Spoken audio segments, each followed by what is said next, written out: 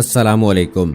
हाथी को बारूद से भरा हुआ अनानास यानी पाइनएप्पल खिला दिया गया। फिर इसके बाद क्या हुआ? इंसानियत का शर्म से सर झुक गया। भारतीय रियासत केरला में पेश आने वाले वाक़े ने इंसानियत की संगदिली का पोल खोल कर रख दिया। दोस्तों, जानवरों की इंसानों से मोहब्बत और वफादारी में कोई शक नहीं। इंसानों की जानिब से जरा सी मोहब्बत के बर्ताव पर जानवर इंसानों के बेदाम गुलाम बन जाते हैं और उनके लिए अपनी जान की बाजी लगाने से भी गुरेज नहीं करते। इंसान दोस्त जानवरों में हाथी की मकबूलियत सबसे ज्यादा है। हाथी की इंसान दोस्ती और इंसानों से मोहब्बत के दिलचस्प वाकयात सामने आते रहते हैं और बहुत बार हाथी ने इंसानों को मरने से बचाने के लिए अपनी जान की बाजी लगाने से भी दरेग नहीं किया। लेकिन भारत में इंसान दोस्त हथनी को इंसानों पर भरोसा करना महंगा पड़ गया। इंडिया की जनूबी रियासत केरला में बारूद से भरे अनानास खाने वाली हामिला हथनी की मौत ने इंसानियत पर संगीन सवालात खड़े कर दिए हैं।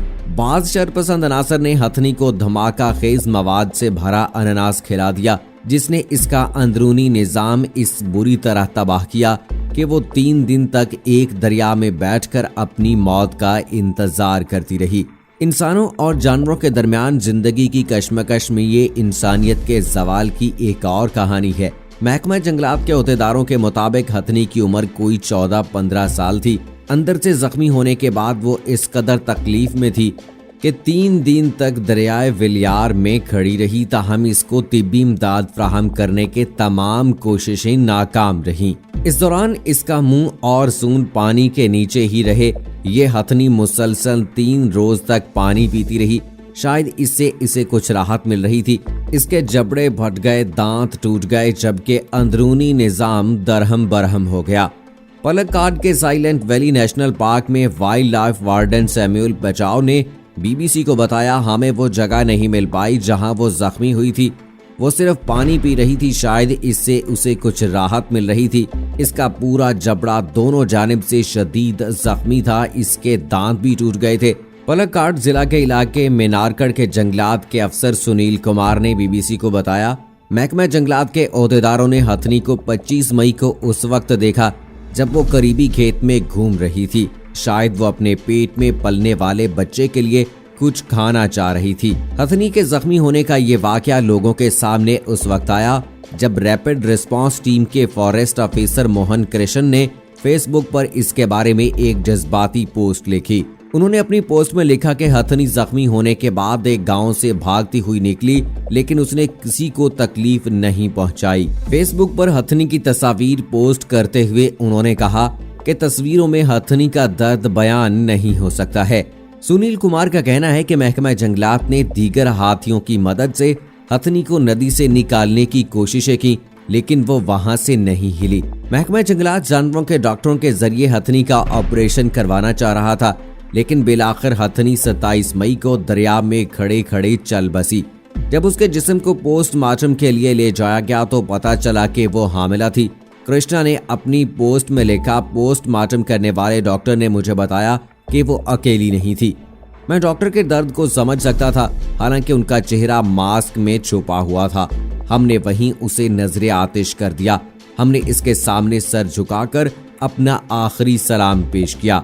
दूसरी जानिब सैमुअल बचाव का कहना है कि इस सिलसिले में एक मुकदमा दर्ज किया गया और हथनी की मौत के जिम्मेदार लोगों की निशानदही करने की कोशिश की जा रही है।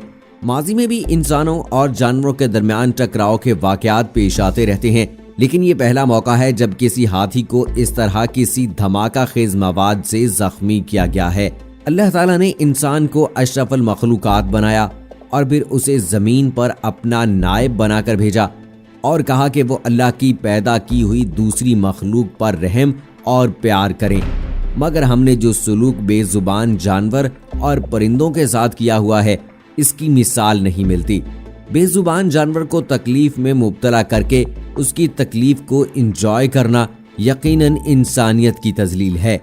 बहैसियत इंसान हमें जानवरों और परिंदों से प्यार करना और उन पर रहम खाना चाहिए, उनकी हिफाजत करनी चाहिए। उनके साथ ना सिर्फ हमदर्दी करो बल्कि उनके जख्मों को ख़त्म करने में अपना किरदार अदा करना चाहिए। कि यही इंसानियत की मेराज है। सो दोस्तों, ये था एक सच्चा वाकया जो भारतीय रियासत केरला में पेश आया। बहुत अफसोसनाक बात है कि जानवरों के साथ इस किस्म का सलूक किया गया है। दोस्तों, इस हवाले से आपकी क्या राय है, कमेंट बॉक्स में हमें जरूर बताइएगा कि ऐसे शख्स के लिए आप क्या सजा तजवीज करेंगे जिसने एक बेजुबान जानवर के साथ ऐसा सलूक किया है। उसको कैसी सजा देनी चाहिए, कमेंट बॉक्स में अपनी राय का इजहार जरूर कीजिएगा। मुझे अगली वीडियो तक इजाजत दीजिए। फी अमानिल्लाह।